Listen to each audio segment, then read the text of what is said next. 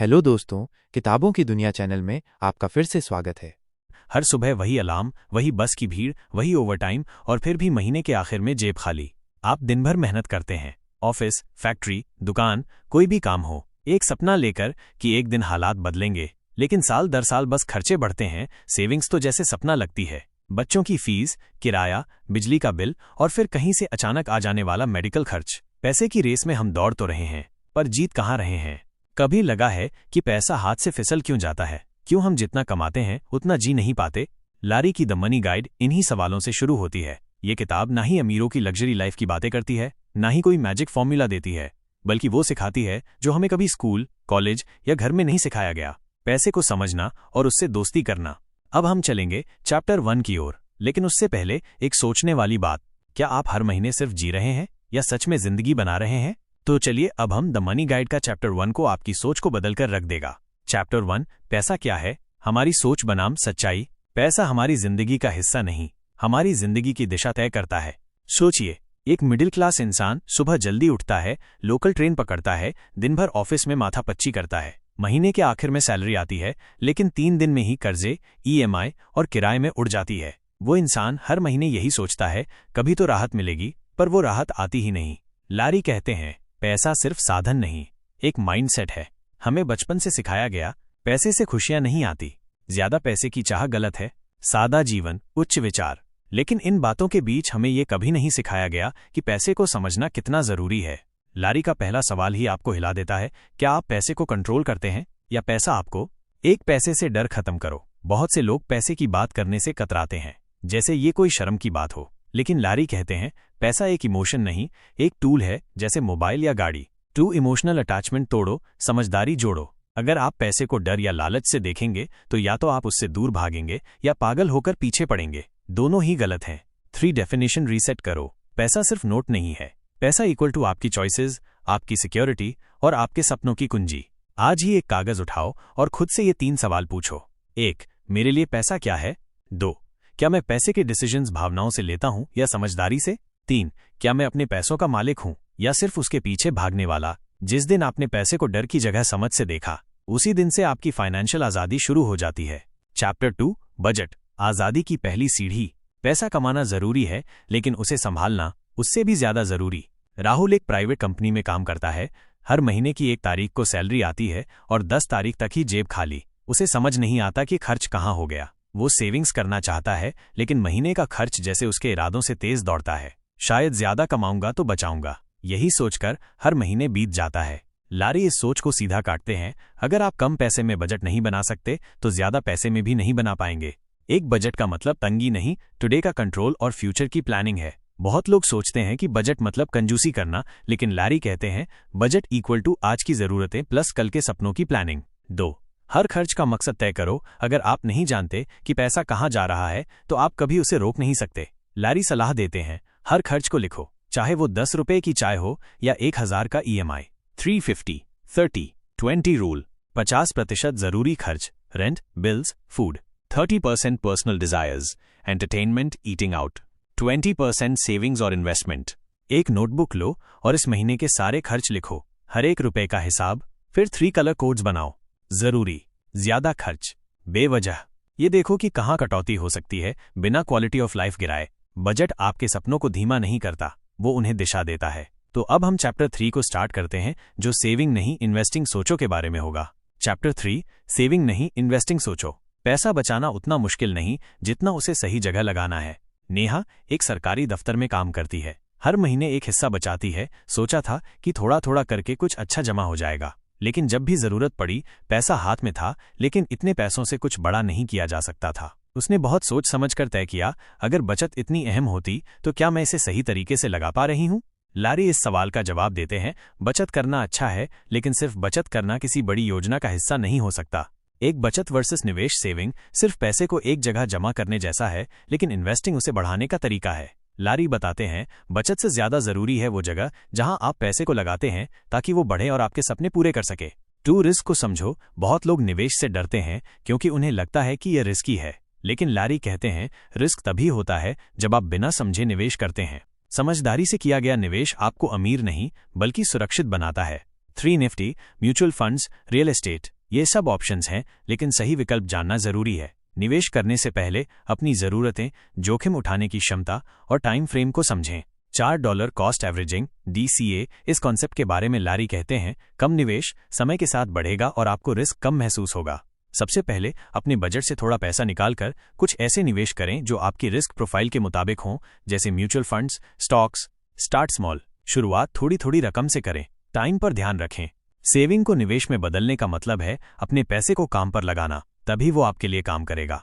तो अब हम शुरू करते हैं चैप्टर 4, जो पैसिव इनकम और फाइनेंशियल फ्रीडम के बारे में आपको बताएगा। चैप्टर 4, पैसिव इनकम और फाइनेंशियल फ्रीडम। पैसा कमाना और पैसा बनाना, इन दोनों में फर्क है। विक्रम एक मिडिल क्लास प्रोफेशनल है जो सुबह 9 बजे से रात 8 बजे तक ऑफिस में काम करता है। हर महीने सैलरी तो आती है, लेकिन वो ये जानता है कि ये दिन रात की मेहनत कभी उसे पूरी तरह से आज़ाद नहीं कर सकती। एक दिन विक्रम ने सोचा, क्या मैं हमेशा इसी तरह दिन रात काम करता रहूंगा? क्या मेरी मेहनत कभी मेरे पैसों के बराबर बढ़ सकती है? लारी इस बात को सीधा सवाल करते हैं, क्या आपने कभी सोचा है कि क्या आपके पैसे आपके लिए काम कर रहे हैं? चैप्टर का सार 1, active income vs passive income. Larry इसे बहुत सीधा तरीके से समझाते हैं। एक्टिव इनकम वो है जब आप काम करते हैं और बदले में पैसा पाते हैं। पैसिव इनकम तब होती है जब पैसा आपके लिए काम करता है बिना आपकी रोज की मेहनत के। 2, पैसिव इनकम के स्रोत, इन्वेस्टमेंट्स जैसे शेयर बाजार, रियल एस्टेट, बॉन्ड्स आदि। डिजिटल प्रोडक्ट्स जैसे ई-बुक्स, ऑनलाइन कोर्सेज और एफिलिएट मार्केटिंग। रेंटल इनकम, घर या व्यावसायिक संपत्ति से आय। 3, फाइनेंशियल फ्रीडम का मतलब। फाइनेंशियल फ्रीडम का मतलब ये नहीं है कि आपके पास लाखों हों, बल्कि ये है कि आप अपनी जिंदगी के फैसले खुद ले सकें। अपने काम को छोड़ सकते हैं, जब चाहे छुट्टी ले सकते हैं और पैसे के लिए नहीं बल्कि खुश रहने के लिए काम कर सकते हैं। 4, कैसे शुरू करें पैसिव इनकम का रास्ता। लारी कहते हैं, जैसे पैसे से पैसा कमाने की शुरुआत छोटे निवेशों से होती है, वैसे ही पैसिव इनकम की शुरुआत छोटे कदमों से होती है। आज से सोचें, क्या आप सिर्फ एक्टिव इनकम पर निर्भर हैं या पैसिव इनकम का रास्ता भी तलाश रहे हैं? स्टार्ट स्मॉल, कुछ ऐसा बनाएं जिससे आपको समय के साथ नियमित आय हो, जैसे निवेश या ऑनलाइन बिजनेस। अपने पैसे को काम पर लगाना सीखें ताकि वो आपके लिए काम करे, ना कि आप उसके लिए। पैसिव इनकम का रास्ता चुनना मतलब अपने पैसों को अपने लिए काम करने देना है, ताकि एक दिन आप पैसे के गुलाम नहीं, उसके मालिक बन सकें। अब चलो चलते हैं चैप्टर 5 पर, जो वेल्थ बिल्डिंग और लॉन्ग टर्म स्ट्रैटेजीज के बारे में होगा। चैप्टर 5, वेल्थ बिल्डिंग और लॉन्ग टर्म स्ट्रैटेजीज। हमेशा के लिए अमीर बनने का रास्ता एक दिन की मेहनत से नहीं, हर दिन की सही रणनीति से बनता है।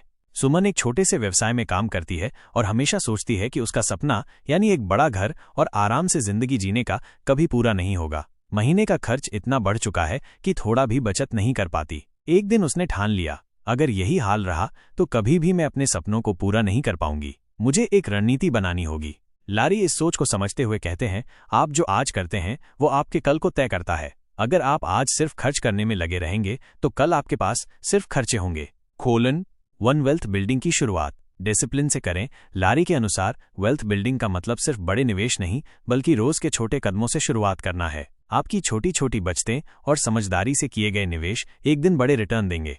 2, लॉन्ग टर्म फोकस। समय ही सबसे बड़ा दोस्त है। जब तक आप शॉर्ट टर्म गेन्स की तलाश में रहते हैं, आप हमेशा जोखिम उठाएंगे। लारी कहते हैं, आपका असली काम है पैसा बढ़ाना, ना कि उसे सिर्फ कमाना, और इसके लिए लॉन्ग टर्म सोच जरूरी है। 3, कंपाउंड इंटरेस्ट। समय का जादू, कंपाउंड इंटरेस्ट की ताकत को समझना बहुत जरूरी है। लारी इसे इस तरह से समझाते हैं, सिर्फ पैसे को बचाना नहीं, उसे बढ़ाना है। हर पैसा जो आपने आज बचाया, उसे सही जगह लगाकर आने वाले समय में उसे दोगुना तिगुना कर सकते हैं। 4, इन्वेस्टमेंट डाइवर्सिफिकेशन। कभी भी एक ही जगह पैसे न लगाएं, अपने निवेश को स्प्रेड करना जरूरी है ताकि जोखिम कम हो और आपको बड़े रिटर्न्स मिले। सोने की खान सिर्फ एक जगह पर नहीं होती, उसे समझदारी से खोजिए। अपनी वेल्थ बिल्डिंग जर्नी आज से शुरू करें। छोटे कदमों से शुरुआत करें, जैसे थोड़ी थोड़ी बचत और विविध निवेश। समय की ताकत को समझें, जितना जल्दी निवेश करना शुरू करेंगे उतना अधिक रिटर्न मिलेगा।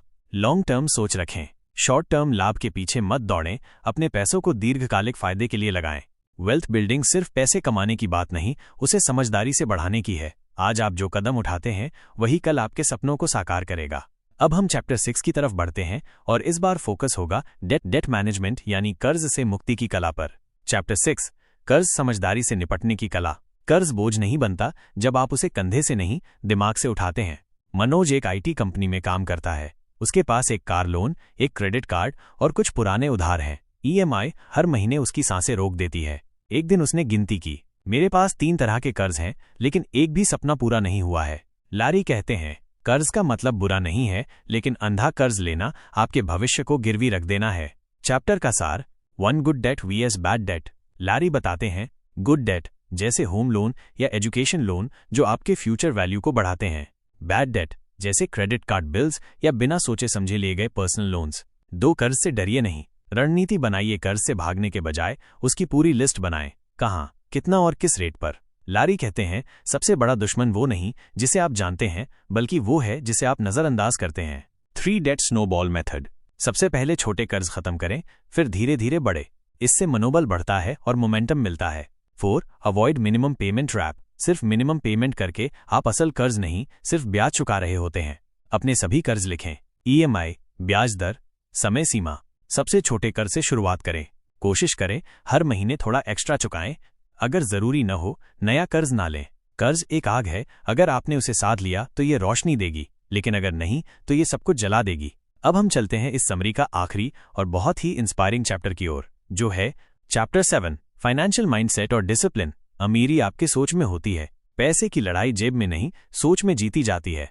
अर्चना एक सरकारी स्कूल में पढ़ाती है। उसकी सैलरी ठीक ठाक है, लेकिन कभी पैसे की तंगी महसूस नहीं होती। वो हमेशा शांति में रहती है और जरूरत से ज्यादा कभी खर्च नहीं करती। लोग हैरान होते हैं, इतनी कम सैलरी में कैसे मैनेज कर लेती हो। अर्चना मुस्कुराकर कहती है, मैं पैसे को चलाती हूँ, वो मुझे नहीं। लारी इस माइंडसेट को ही असली संपत्ति मानते हैं।